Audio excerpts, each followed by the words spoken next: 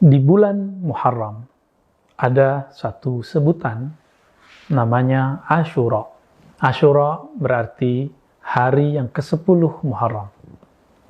Hari ke-10 Muharram itu merupakan sejarah tua dalam riwayat-riwayat yang dikumpulkan oleh Al-Imam Al-Hafiz Ibnu Katsir dan imam-imam yang lain. Begitu juga Ibnul Jauzi jauh sebelum Ibnu Katsir mengatakan bahwa 10 Muharram itu sejarah kegemilangan, kejayaan para nabi. Mulai dari Nabi Adam, Nabi Nuh. Namun yang paling sahih, yang diabadikan dalam Sahih Al-Bukhari dan Sahih Muslim, itu adalah kisah Nabiuna Musa Kalimullah. Nabiuna Musa Kalimullah adalah sosok yang Allah selamatkan dari tirani seorang Fir'aun yang menentang Allah, bahkan mulhid. Dia merasa dirinya lah Tuhan. Lalu Sayyidina Musa Kalimullah mencoba mendakwahinya, tapi kemudian tidak diterima, padahal Nabi Musa adalah anak angkatnya. Jadi ternyata persoalan agama bisa membuat seorang anak bisa dimusuhi oleh seorang ayah. Teman memusuhi temannya, saudara memusuhi saudaranya, pasangan dengan pasangannya. Wal akhir Sayyidina Musa Kalimullah, Allah selamatkan 10 Muharram. Walaqad najayna Musa, kami sungguh telah menyelamatkan Musa. Lalu ketika Sayyidina Muhammad SAW Habibullah, beliau hijrah ke negeri Thayyibah, negeri yang diberkahi, Al-Madinah Al-Munawwarah. Beliau melihat ada orang-orang Yahudi dari Bani Quraidah dan Bani Nadir, dua klan besar yang ada di sekitar Madinah. Mereka memperingati 10 Muharram dengan cara berpuasa. Ihwal ini disampaikan kepada baginda Nabi SAW. Lalu baginda Nabi SAW dilaporkan tentang apa dialog sahabat dengan Yahudi. Bahwa kelompok Yahudi ditanya, kenapa kalian berpuasa pada 10 Muharram? Mereka mengatakan, inilah hari Najatu Musa, hari Allah menyelamatkan Nabi Musa. Ketika kabar itu sampai kepada baginda Nabi SAW, beliau mengatakan, Nahnu ahaqqu bi Musa minhum. Kita lebih berhak memperingati keselamatan, kesuksesan Nabi Musa daripada mereka. Maka memperingati suatu hari mulia, hari besar, ini adalah salah satu sunnah yang dihidupkan oleh baginda Nabi Muhammad SAW. Ini menunjukkan bahwa syariat Nabi berkembang ketika di Madinah. Ada perayaan-perayaan, salah satunya merayakan hari kebebasan para nabi. Lalu Nabi mengajarkan puasa, maka Nabi langsung berkhutbah. Apa kata beliau? Siapa yang sudah makan, yang sudah yuftir, maka hendaklah dia tidak makan sampai maghrib. Siapa yang belum makan, hendaklah dia tetap berpuasa sampai terbenam matahari. Begitulah dikatakan dalam riwayat Imam Bukhari dan Muslim. Berdasarkan itu, teman-teman sahabat melakukan Allah, maka umat Islam sangat membesarkan, mengagungkan 10 Muharram Asyura.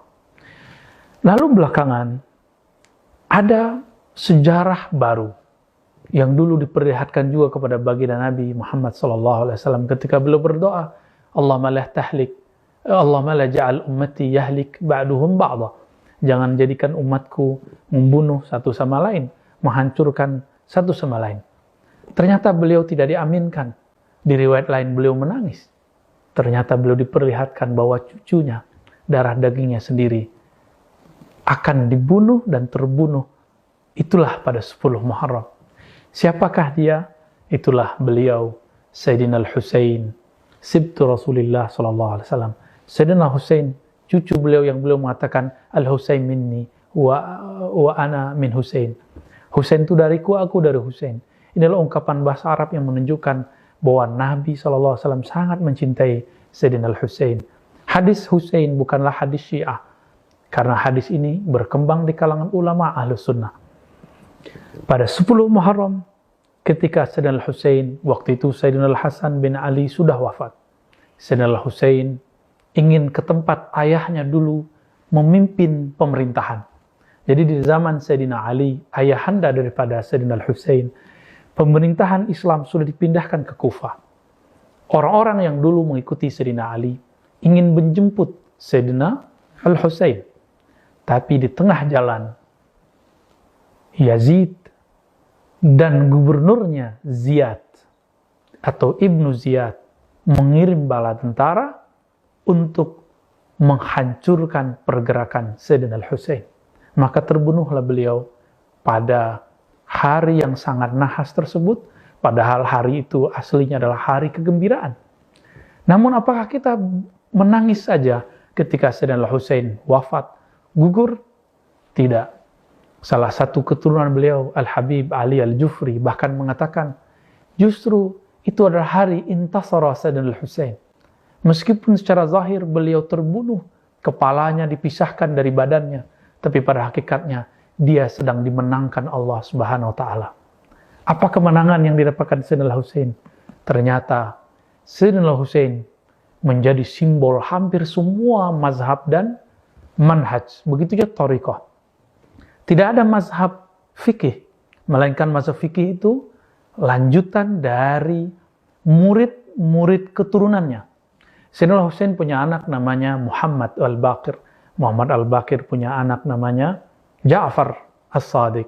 Ja'far As-Sadiq punya murid namanya Nu'man ibn Thabit yang kita kenal dengan Abu Hanifah. Mazhab Abu Hanifah ternyata terinspirasi juga oleh Sayyidina Ja'far. Begitu juga Malik. Imam Syafi'i murid dari Malik. Imam Syafi'i murid daripada muridnya Imam Abu Hanifah, Abu Yusuf, Muhammad Al-Hasan Syaibani. Dan tidak ada mazhab manhaj di bumi ini kecuali melewati jalur zuriat beliau. Meskipun mereka bukan zuriat Nabi, tapi mereka punya guru Ja'far As-Sadiq. Maka bagi kita Ja'far As-Sadiq imam Ahlus-Sunnah. Meskipun bagi Syiah mengatakan ini imamnya Syiah. Itu hanya berebut karena memang sosok ini sosok yang luar biasa. Maka sahabat-sahabat yang dimuliakan Allah, 10 Muharram atau hari Asyura adalah hari kebahagiaan, juga hari kesenduan, kesedihan. Tapi di belakang itu ada kemenangan-kemenangan yang mana nanti keturunannya lahir dari mereka yang bernama Al-Imam Al-Mahdi.